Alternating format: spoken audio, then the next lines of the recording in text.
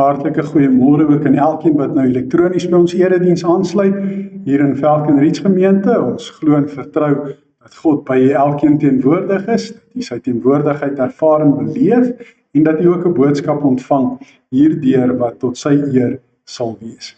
Kom ons word nou stil, dan bid ons saam.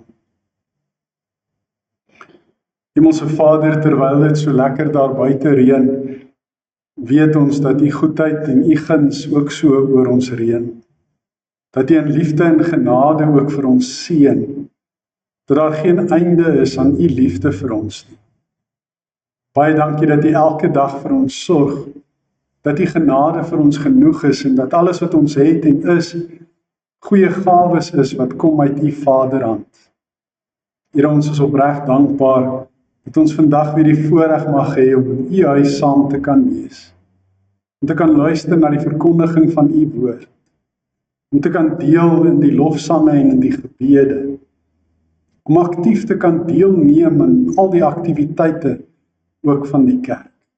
Om deel te kan wees van die liggaam van Christus. En ons dankie dat U ons seën met al die seëninge van die Gees wat daar in die hemel is, sodat ons oorgenoeg gawes en talente kan hê om mekaar daardeur te dien, sodat U gemeente as liggaam van Christus daardeur opgebou kan word. Ons is dankbaar, Here, vir elke lidmaat, elke ledemaat van hierdie liggaam. En ons is dankbaar, Here, dat U elkeen ook toerus vir hulle taak en vir hulle roeping en dat U hulle gebruik in U diens as U medewerkers in die uitbreiding van U koninkryk. Vader, baie dankie dat ons ook nou kan hoor wat U deur die woord vir ons wil sê. Dis ons gebed dat U dit sal stil maak in ons harte en in ons gedagtes. En dat hierdie boodskap wat ons ontvang vir ons geloofsverrykend sal wees.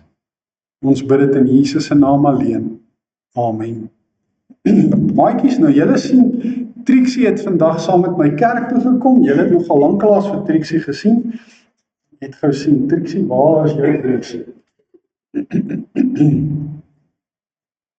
Ek het so lanklaas met Trixie gewerk, dat ek eers moet vasstel.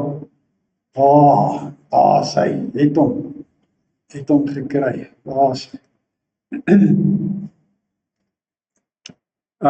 Trixie is Alwyn die Harlekyn se hondjie, wat saam met hom in die sirkus gewerk het. En sy kan toertjies doen. Nou, uit die aard van die saak, omdat sy 'n hondjie is, kan sy nie praat nie, sy kan net blaf. Maar sy weet alles wat ons sê en sy verstaan dit baie goed. So as sy wil ja sê, dan blaf sy 1 keer en as sy wil nee sê, dan blaf sy 2 keer. Nou, Trixie, gaan dit goed met jou? Waf, waf. Dit klink nie baie goed nie. Wat is fout? Waf, waf, waf, waf, waf, waf, waf, waf, waf, waf.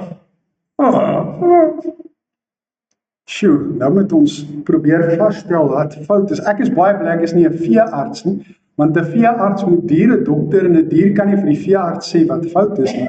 So ons sal nou maar moet probeer vasstel wat fout is. Is jy siek?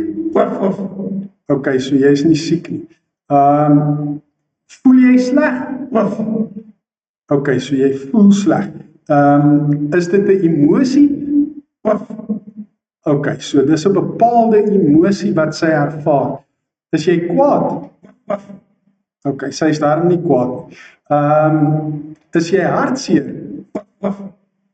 Okay, sy is ook nie hartseer nie. Maatjies, wat 'n ander emosies is daar nog wat sy dalk moontlik kan hê? Nou moet julle my maar help.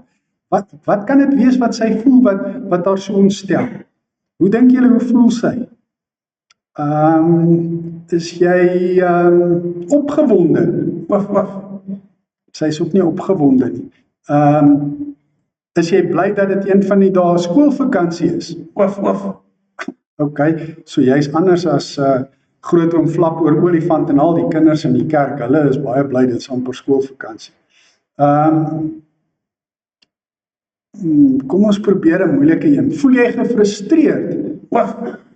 Ons het die spyker op die kop geslaan. Sy voel gefrustreerd. So, waaroor voel jy gefrustreerd?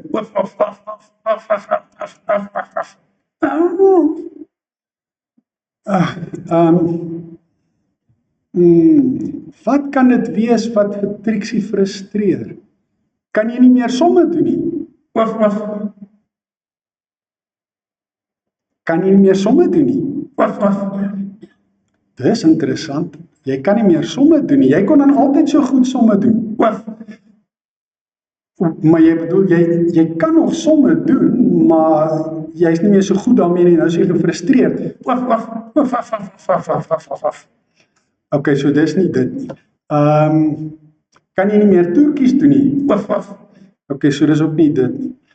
Ek dink ek weet wat dit is. Jy wil buite speel, maar dit reën die hele tyd en nou kan jy nie buite speel nie. Waf. Okay, ons het nou uitgefigure, hoekom is jy gefrustreerd? Jy wil graag buite speel, maar dit reën te veel en jy kan nie buite speel nie. Waf.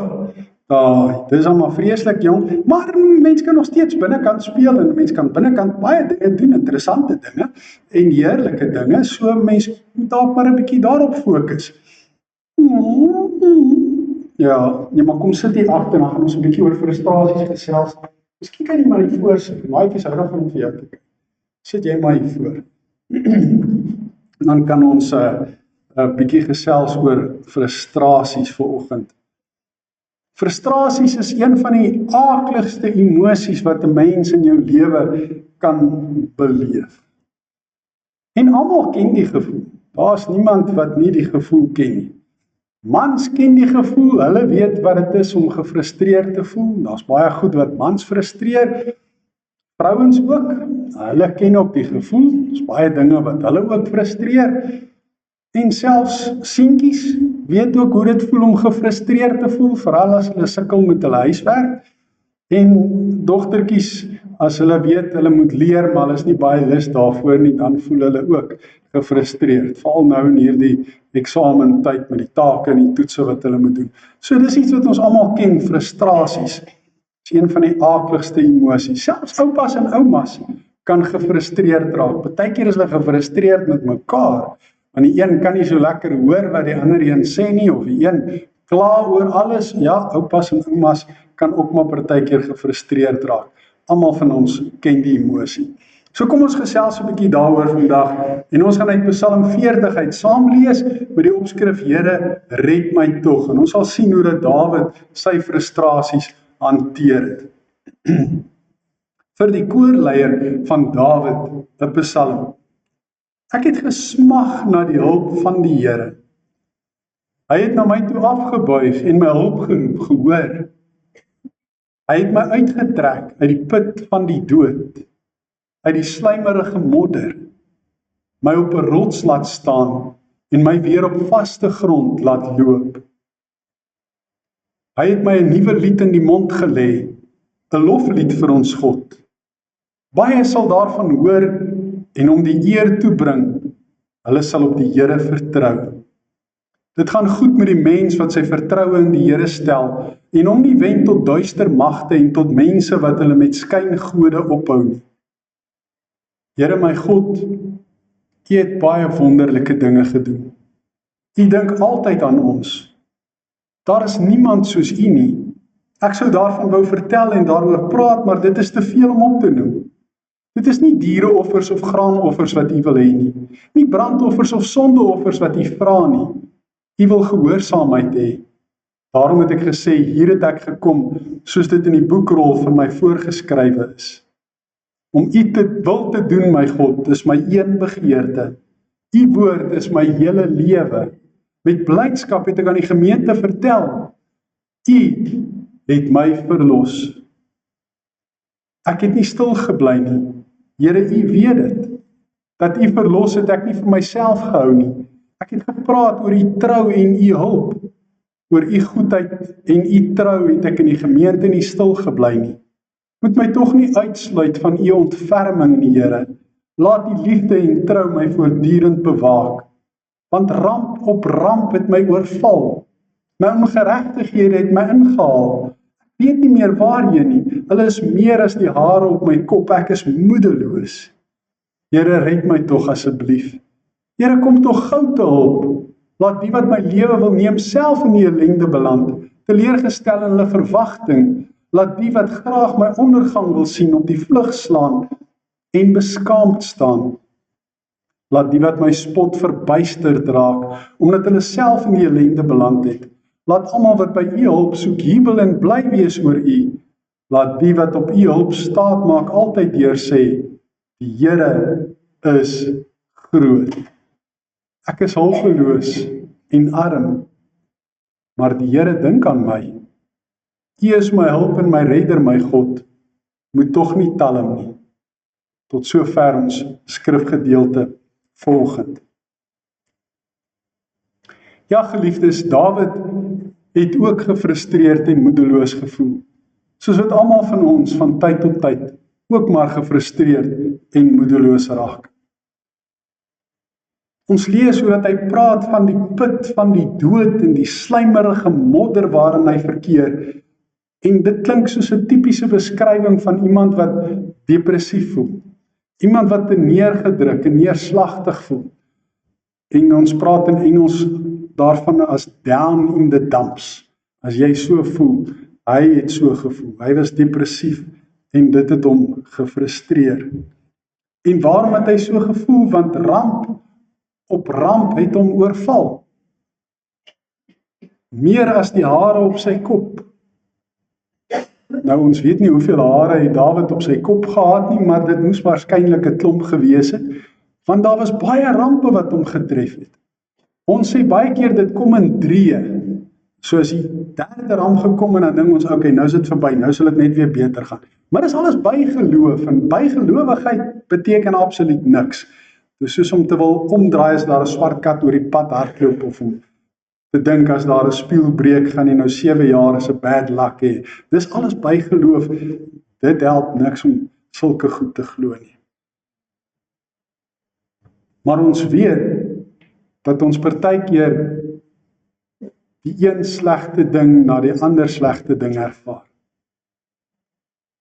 Ek het al met mense gesels, dan sê hulle vir my, hulle het nou al hulle oom verloor, hulle het hulle neef verloor, hulle het hulle broer verloor, pa begrawe, nou het hulle nog hulle ma ook begrawe, en dit is nou alles in 'n kwessie van 'n jaar se tyd, en dit voel asof die een ramp op die ander ramp hulle tref, asof dit net eenvoudig nie wil uitwerk en regkom nie, en hulle raak gefrustreerd met al hierdie rouprosesse waardeur hulle gaan. Nou weet ek nie of dit by u ook so werk nie, maar ek het meer as een motor waarvoor ek verantwoordelik is en wat ek moet sorg dat hy op die pad bly. En motors het 'n snaakse geneigtheid. As die een breek, dan breek die volgende een, en dan breek die volgende een, en dan breek die volgende een, en naderhand het jy amper nie meer karre oor om mee te ry nie. Hulle het so geneigtheid om almal op dieselfde tyd te wil breek. En dan vat dit 'n ewigheid om hulle weer reg te kry. Ons ken almal hierdie gevoel van rampe op rampe wat ons oorval. Partykeer voel dit asof dit meer is as die hare op ons kop. Dawid praat ook oor sy ongeregtighede wat hom ingehaal het. En die ongeregtighede is maar 'n ander woord vir sonde. En sonde beteken om aan God se wil ongehoorsaam te wees. So as ek nie doen wat die Here wil hê ek moet doen nie, dan doen ek ongeregtighede, dan doen ek sonde. En sonde het altyd nadelige gevolge. Ons praat baie keer van die blinde sambok wat jou pak gee. As jy sonde doen, kom daar altyd rampe op jou en dinge wat jou inhaal, slegte nadelige gevolge, en hy het dit self ook beleef. Hy het nie meer geweet na watter kant toe nie. Hy het nie geweet vir wie hy verder kan gaan vra om nou te help nie. Hy het nie geweet hoe om oplossings te kry vir hierdie probleem. En so sit ons ook maar partykeer gefrustreerd en ons weet nie meer watter kant toe nie. Ons het A probeer, ons het B probeer, ons het plan C en D en E en F ook probeer, maar nie een van die planne wil werk nie. En dan word die frustrasies al hoe meer. Ja, Dawid was heeltemal moedeloos gewees. Hy sê dit ook. Moedeloos. Moedeloos beteken ek verloor my moed, ek verloor my dryfkrag, my motivering. Ek is nie meer lus nie. Ek is klaar, ek is gedaan, ek is moeg. Hy verkeer in lewensgevaar, want daar is moordlustige vyande wat sy lewe wil hê. Mense wat hom wil doodmaak. En ons weet op 'n stadium was dit sy eie seun Absalom wat vir Dawid wou doodmaak. En hy praat oor die mense wat hom bespot, wat met hom die spot dryf en spotliedjies oor hom sing. En ons almal het dit ook al in ons lewe ervaar en beleef. Op skool het die kinders altyd so opgekyk na my toe en gesê, "Hoe's die weer daarbo?" So gaan dit as jy lank is, nee. Ons word maar bespot. En as jy kort is, dan sê hulle weer, ja, die munisipaliteit is op soek na jou, want toe jy by die sypaadjie afgeklim het, het jou boude 'n chip in die randsteen gekap en jy moet daarvoor betaal. So het hulle 'n spottery met almal van ons. Dawid voel hulpeloos en hy voel arm. Hy kry regtig swaar. Nou wat het Dawid gedoen toe hy so gefrustreerd gevoel het? Ons sien in hierdie Psalm ook al die dinge wat hy probeer het en wat hy gedoen het en die dinge wat wel gewerk het.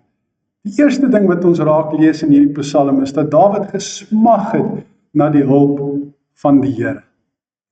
Nou om te smag na iets is om iets regtig baie graag te wil hê. Hy het gesmag daarna dat die Here hom moet help in hierdie frustrerende omstandighede waarin hy homself bevind het. Hy het besluit om sy vertroue in die Here te stel.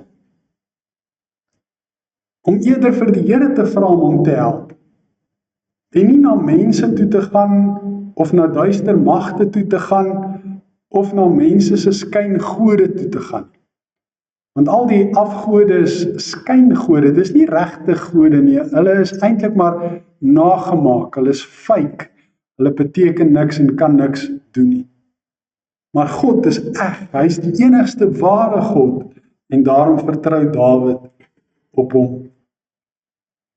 Vir Dawid was dit belangrik om in God se teenwoordigheid te wees. Hy het gesê, ek wil by U wees en ek is nou hier by U. En daarin kan ons lees dat dit gaan oor die tempel, die tabernakel nou nog in Dawid se tyd, want die tempel het na sy tyd gekom. Dis waar hulle God se teenwoordigheid ervaar en beleef het.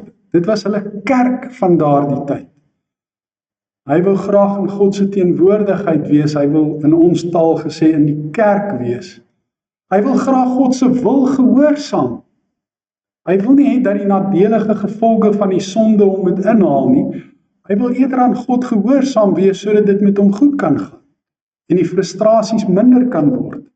Hy sê dis sy een groot begeerte. Nou dit klink baie bekend want in die Nuwe Testament lees ons dit in Paulus se briewe ook. Hy sê hy het maar net een wens en dis om te lewe soos God dit wil. Want Dawid sê God se woord is sy lewe. Gaan lees maar Psalm 119. Dis 'n baie lang Psalm, maar dit is 'n Psalm wat gaan oor God se woord. God se woord wat 'n lig vir ons pad en 'n lamp vir ons voet is. God se woord wat vir ons riglyne gee en beginsels gee waarvan ons moet lewe. Dawid het al daardie dinge geskryf om te sê God se woord is sy lewe. Om God se woord te lees en te bestudeer en daarmee besig te wees, dit is sy lewe. Met blydskap het hy vertel van sy verlossing wat hy ervaar het. Hy het met blydskap vertel van God se trou en hoe God hom gehelp het. En hy het daaroor lofliedere gesing. So ons sien in hierdie Psalm dat Dawid se frustrasies nie vir altyd aangehou het. Daar was 'n tyd wat sy frustrasies opgehou het. Hy het sy vertroue in God gestel en gesmag na God se hulp en gepleit daarvoor, gesmeek daarvoor en hy het dit gekry. En nou is hy dankbaar. En uit dankbaarheid vertel hy vir almal. Ek was gefrustreerd, ek was moedeloos, maar God het my gehelp. En nou sing hy lofliedere tot eer van die Here. Hy maak die Here se naam groot. Hy het gebid en hy het gesmeek dat God hom moet insluit in sy ontferming, dis 'n ander woord vir liefde. En dat God sy liefde en trou moet gebruik om voortdurend vir Dawid te bewaak, dat dit as dit ware vir Dawid toedraai, soos wat 'n mens 'n babietjie in 'n kombersie toedraai, en die babietjie dan knus en warm en veilig voel, geliefd voel. Dis hoe Dawid ook gevoel het, God vir hom gedoen het. Hy het gebid, en hy het gepleit, dat God hom moet red, en hom gou tot hulp moet kom. Hy gebruik die woord talm, hy sê God moet nie talm nie, nou maatjies, dit beteken dit, om nie lank te vat nie, hy moet gou maak. Hy het gebid dat sy vyande aan die kortste end moet trek, dat hulle in die ellende moet kom, dat hulle beskaamd moet staan, dat God hulle moet straf. In die Nuwe Testament leer Jesus vir ons moet ook ons vyande lief hê. Dis 'n bietjie op 'n ander trant as hoe Dawid oor sy vyande gevoel het. Hy het gebid en hy het gevra dat almal wat by God hulp soek en daarop staat maak, altyd deur sal sê, die Here is groot. So Dawid wil nie selfsugtig alleen die enigste persoon op aarde wees wat ervaar en beleef hoe dat God sy frustrasies wegvat en hom help in sy nood nie. Hy wil hê ander mense moet dit ook ervaar en beleef, sodat hulle almal ook saam met hom kan erken, God is groot, God is almagtig, God is groter as my probleme, God is groter as al die rampe en al die dinge wat vir my frustrasies veroorsaak. God is almagtig en hy kan enige probleem oplos. En daarom, wanneer hy dit gedoen het, moet ons dankbaar saam bely, God is groot. Hy het bely dat God sy redding en hulp is, en gesmeek dat God nie moet talm om hom te help nie. En dis dieselfde as wat ek ook net nou gesê het, God moet nie lank vat om hom te help nie, hy moet hom gou help. Wat het Dawid alles oor God geglo? Dit sien ons ook in hierdie Psalm. Ons het nou gesien wat het hy alles gedoen, maar nou gaan ons ook sien wat het hy alles oor God geglo. Hy het geglo God buig na ons toe af en hy hoor ons hulpgeroep. God is in die hemel en hy sit op sy troon. En nou is Dawid besig om in hierdie gedig die stylfiguur van personifikasie te gebruik. Nou die kinders op hoërskool sal weet wat is personifikasie. Dit is om aan ander goed menslike eienskappe toe te skryf. Soos om te sê bome klap hande. Bome kan tog nie regtig hande klap nie, dis personifikasie, dis om van die boom amper soos iets soos 'n mens te maak. Om te sê God buig na ons toe af, God hoef nie af te buig uit die hemel na ons toe nie, dit word nie letterlik bedoel nie, dit word figuurlik bedoel, want God is oral teenwoordig, maar hierdie na ons toe afbuig is om te sê, dis soos wanneer ek wat 'n lang man is, afbuig na 'n kind toe, sodat ons mekaar in die oë kan kyk. En God hoor ons hulpgeroep, omdat hy naby ons is, by ons teenwoordig is. Nou hierdie woorde het op 'n besondere manier 'n werklikheid geword. Kan julle dink waar en hoe? In 'n stal in Bethlehem. Daar het God behoorlik na ons toe neergebuig, na ons toe afgekom, op ons vlak gekom, sodat hy ons in die oë kan kyk. Hy het mens geword en onder ons kom woon. Hy wat God is, sê Filippense, het nie sy bestaan op 'n godgelyke wyse beskou as iets waaraan hy hom moes vasklem nie, maar hy het die gedaante van 'n mens aangeneem. En hoekom het hy dit gedoen? Omdat hy ons hulpgeroep gehoor het, en omdat hy ons wil kom help en ons kom red van die sonde, omdat hy in Jesus aan die kruis vir ons kom sterf het, sodat ons kan lewe. Nou Dawid het dit nou nog nie geweet nie, want dit het baie later nadat hy geleef het, plaasgevind. God is die een wat ons trek uit ons putte van depressie. En daarom vra hy vir God om hom uit daardie slijmerige put van die dood en van die modder om hom daar uit te haal. Hy glo God is die een wat ons daar uithaal. En wanneer ons dit lees en wanneer ons dit vir mekaar sê, moet ons asseblief baie mooi verstaan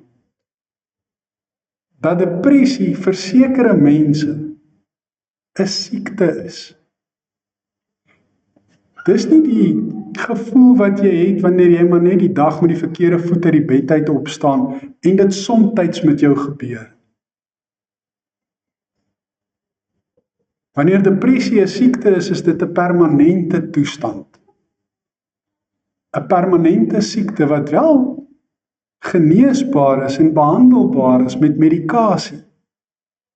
En waarvoor jy dan 'n dokter en 'n psigiater nodig het om aan jou voorskrif te gee om jou te behandel. 'n Mens moet nou nie hierdie woorde lees en dink as ek nou aan depressie ly en ek het daardie siekte, dat God my daaruit sal red en ek hoef nou nie my pille te drink. Asseblief nie. Moenie dit dink nie. Daar is wel sekere dwaalleraars wat dit verkondig en vir mense sê, jy moet jou pille los, jy moet net op die Here vertrou. Hoekom sê hulle dit nie ook vir mense wat diabetes is nie? Julle moet julle insulien los, julle moet net op die Here vertrou. Want dit is eintlik presies dieselfde ding. Iemand wat aan depressie ly, se brein skei nie genoeg serotonien af nie. Net soos wat iemand wat aan 'n diabetes ly, se pankreas nie genoeg insulien afskei nie. Dis 'n chemiese wanbalans in jou liggaam, dis 'n biologiese siekte toestand. En as jy insulien kan gebruik en dis nie 'n skande nie, dan kan jy mos medikasie gebruik vir depressie en dis ook nie 'n skande nie. Maar wat Dawid hiervan praat, is wanneer 'n mens maar gefrustreerd voel en jy dan down in the dumps is, jy dan neerslagtig voel vir 'n tydelike tydperk. Dis dan wanneer jy op die Here moet vertrou en dis dan wat hy jou daar uithaal en jou daar uitred. En as jy aan die siekte toestand van depressie ly, en daar's baie verskillende vorms daarvan, dan red God jou ook daarvan deur middel van dokters en psigiaters en medikasie. Hy doen dit nie daarsonder nie. Hy kan, maar meestal doen hy dit nie daarsonder. So ons moet dit mooi verstaan. Dawid sê God skuif weer 'n vaste fondasie onder ons in. God is vir hom 'n rots, iets wat vaste grond onder hom weer meebring. Aan die een kant het hy gevoel asof hy val in 'n modderige, slijmerige put na sy dood toe. Maar God het hom daar uitgehaal en hom weer op vaste grond gesit. Hy het weer 'n fondasie onder hom kom neerlê, sodat hy stewig en vas kon staan. As ons so gefrustreerd voel, dan voel dit ook vir ons asof alles onder ons uitgeruk is. Ons praat van die dam onder die eende uitdruk, of iemand het die mat onder jou uitgetrek. Dit voel asof jy maar net plat geval. Maar God kom en hy sit weer 'n fondasie vir jou daar. En Jesus het ook daarvan gepraat in Matteus 7 in die bergrede, toe hy gesê het, almal dan wat hierdie woorde van my hoor en daarvolgens handel, daarvolgens lewe, kan vergelyk word met 'n verstandige man wat sy huis op 'n rots gebou het. En ons almal ken die res van daardie woorde baie goed. So as ek die Here se woorde hoor en dit gehoorsaam, dan staan ek op hierdie fondasie wat God onder my inskuif. En dan glo Dawid ook dat God ons 'n nuwe lied in die mond gee, sodat ons hom kan loof en prys. Nou Dawid het verskeie liedere geskryf, baie van die psalms wat hy geskryf het, is eintlik bedoel as liedere wat in die kerk en in die gemeente gesing word. En so gee God vir hom 'n nuwe lied in die mond, dat hy dit kan neerskryf, sodat die hele gemeente God kan loof en prys. Dawid het ook geglo dat God baie wonderlike dinge doen. En as 'n mens dink aan al die wonderlike dinge wat God doen, en ons het daarvan net nou gesing ook in ons loflied, hoe hy vir ons die see gee om na te kyk, die wonder van die see. hoe hy vir ons reën gee, hoe hy vir ouers babietjies gee, vir oupas en oumas kleinkinders. Al die wonderlike dinge wat God doen, hoe hy mense wat siek is weer laat gesond word, hoe hy mense wat op die verkeerde pad is, help om weer op die regte pad te kom, deur wedergeboorte en bekering. Dis 'n wonderwerk. Dis van die wonderlike dinge wat God doen. En as Dawid geweet het van Jesus se dood aan die kruis, sou hy ook daaroor geskryf het. Die wonderlike dinge wat God daar gedoen het om ons van sonde te verlos. Dawid het ook geglo dat God ons raak sien en altyd aan ons dink. Dit is verbasend hoe baie mense net raak gesien wil word. Net wil hê iemand moet sien hulle is ook hier. Baie mense voel asof niemand hulle raak sien nie. Asof niemand op hulle ag slaan nie. Asof niemand agterkom dat hulle ook hier op aarde is. En daarom sal hulle partykeer snaakse dinge doen. Hulle sal dalk hulle hare snaakse helder kleure kleur. Net om te sê, maar sien my raak, ek is ook hier. Of wat ook al hulle sal doen, net om raak gesien te word. Partykeer is kinders stout.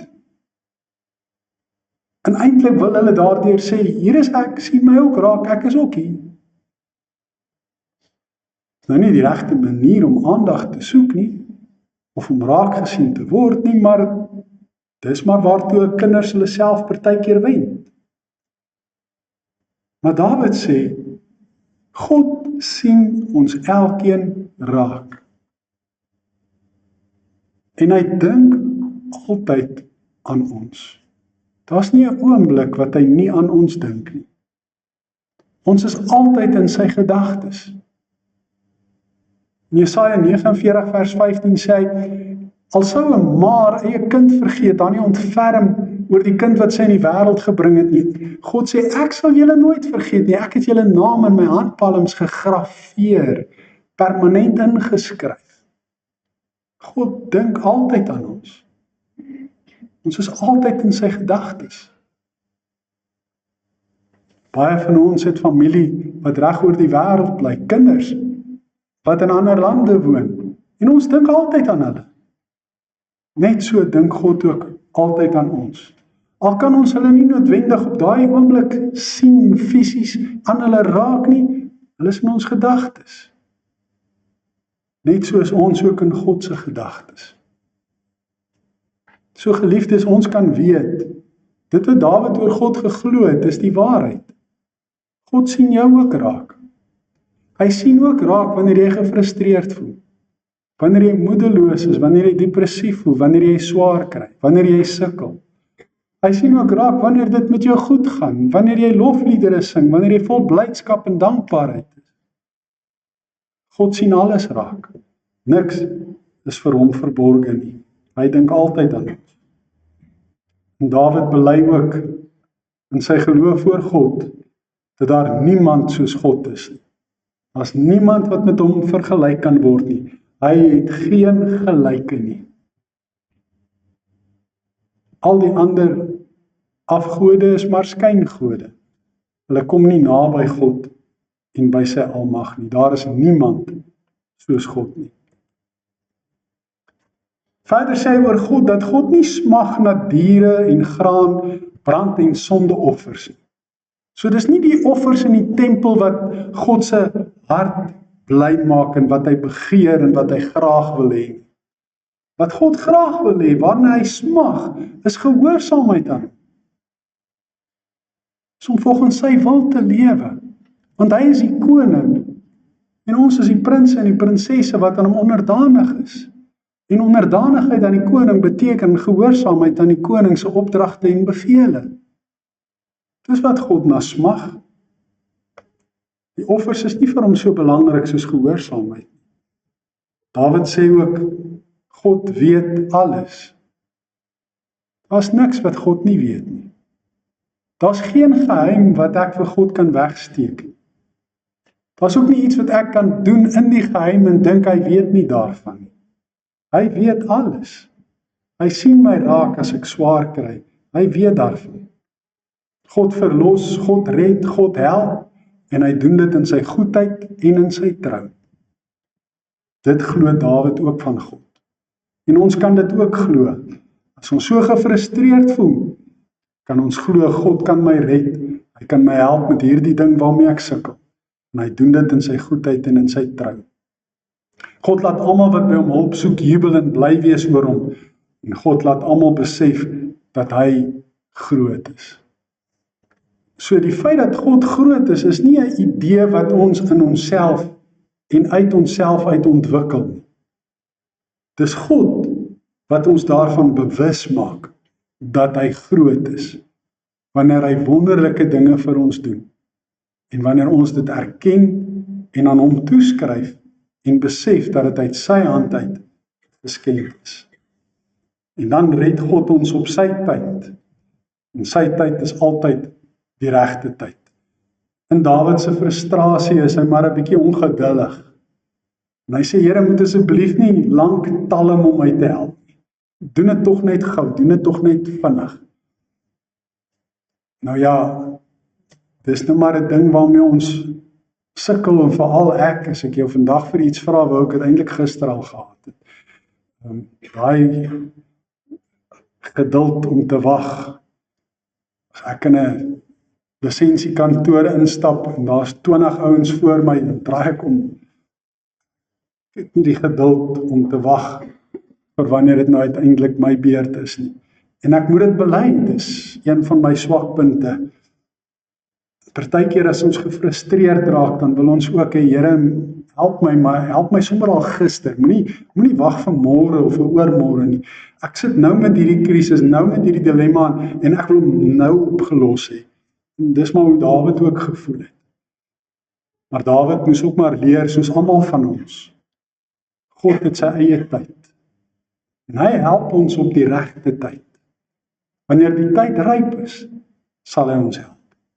Jesaja het dit ook bely, toe hy gesê het, God se weë is nie ons weë nie, sy gedagtes is nie ons gedagtes nie, soos wat die hemel verhewe is bo die aarde, so is God se gedagtes en sy weë verhewe bo ons gedagtes en bo ons weë. Maar God se tyd is altyd die regte tyd. En ons moet dit maar net aanvaar. Geduldig aanvaar. So wat moet ons doen, wanneer ons so gefrustreerd voel oor al die dinge wat ons partykeer kan frustreer? Ons moet ook doen wat Dawid gedoen het. Dis maar in kort waarop dit neerkom. In diep moet ons nadink en besef wie God is en wat hy doen. En as ek wonder oor wie God is en wat hy doen, dan moet ek net weer Psalm 40 gaan lees, en ook maar die res van die Bybel, dan sien ek wie God is en ek sien wat hy alles doen. En as ek besef hoe groot God is, dan kan ek kalm raak en ek kan rustig raak en ek kan sy vrede in my hart ervaar en beleef. En ek kan geduldig wag vir hom om my op sy tyd te help en te red, terwyl ek self ook doen waarvoor ek verantwoordelik is om te doen. Ek kan op die Here vertrou en nie op enige iets anders. Baie mense vertrou op hulle geld. Hulle wil hulle geld gebruik om alles reg te maak. En ook wanneer hulle gefrustreerd raak, dan sal hulle enige iets betaal net om daai frustrasie weg te vat of om daai probleem vir hulle op te los. Maar niks bied vir ons dieselfde vrede en oplossings en kalmte en vat frustrasies weg meer as wat God dit kan doen. Ons moet ook soos Dawid een groot wens en begeerte hê, ook soos Paulus, om altyd God se wil te gehoorsaam. Om altyd te doen wat hy van ons verwag. Soos Dawid vir God gesmeek het om hulp, so moet ons ook bid en vir God smeek om hulp. Ons moet ook lofliedere sing. Nou, dis partykeer moeilik as jy nou regtig kwaad en gefrustreerd en moedeloos en magteloos voel om lofliedere te sing. Maar dink net, as jy begin om 'n loflied te sing wanneer jy so voel, hoe dat dit jou emosies gaan verander, jou gemoed gaan optel, en jy dinge gaan raak sien, oplossings gaan raak sien, wat jy andersins nie sou raak sien in jou woede nie, want jou woede en jou frustrasies is geneig om jou blind te maak vir die oplossings en vir die antwoorde. Met dankbaarheid en blydskap moet ons vertel van God se hulp en sy verlossingsdade. As die Here my gehelp het met iets waarmee ek so gesukkel het en so gefrustreerd was, het ek iemand daarvan vertel. Ek moet daarvan getuig. Ek moet van sy liefde en sy trou getuig. Met dankbaarheid en blydskap. Partykeer moet ek lekker diep asemhaal. En ek moet besef dat God se tyd altyd die beste tyd is. Partykeer kry ek nie altyd alles nou, soos wat ek dit graag wil hê nie. Lekker diep asemhaal, kalm en rustig raak. En weet, God se tyd is altyd die beste tyd. Hy sal my help met my frustrasies, my moeilikheid en my probleme. Ek moet soos Dawid in hom glo, op hom vertrou, aan hom gehoorsaam wees. En ek moet diep nadink en besef wie hy regtig is. En nie vergeet om lofliedere te sing. Amen. Kom ons bid saam. Liefdevolle Hemelse Vader, ons moet kom bely, Here, dat ons partykeer magteloos voel en moedeloos voel, neerslagtig voel soos Dawid, wat gevoel het hoe dat hy in 'n modderige en slijmerige put van die dood wegsak. Dat ons partykeer so gefrustreerd raak, dat ons teen die mure wil uitklim. Mense wat hulle naels kou, dat hulle naels wil afkou, en mense wat hulle hare uittrek, dat hulle hare wil uittrek. Ja, Here, ons sukkel partykeer met hierdie negatiewe emosie. En vandag wil ons na U toe kom en kom bely dat ons weet dat niemand anders ons hulp en ons redder is nie. Dat daar geen ander God is wat regtig bestaan nie. Dat niemand die wonderdade kan doen wat U doen nie. Ons wil met blydskap en met dankbaarheid kom jubel en juig, omdat U ons raak sien, omdat U van ons weet, omdat U altyd aan ons dink, omdat U na ons toe neerbuig om ons te help en ons te red. Omdat U 'n fondament onder ons plaas wanneer ons voel asof ons op wankelrige grond staan.